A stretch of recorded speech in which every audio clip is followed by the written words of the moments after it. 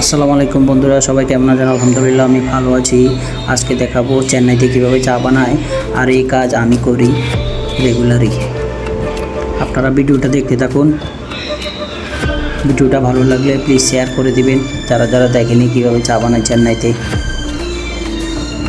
আর আপনারা কেমন আছেন কমেন্ট বক্সে কমেন্ট করে জানাবেন প্লিজ।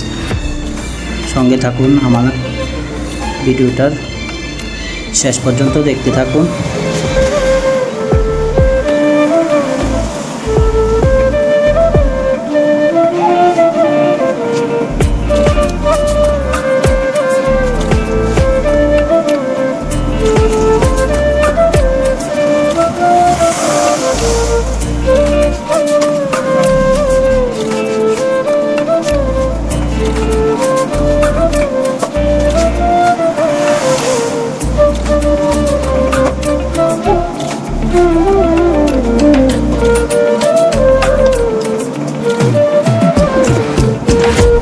দুধ গরম হয়ে গেছে, লিকারও রেডি হয়ে গেছে। এবার আমি চা দেব একজনকে।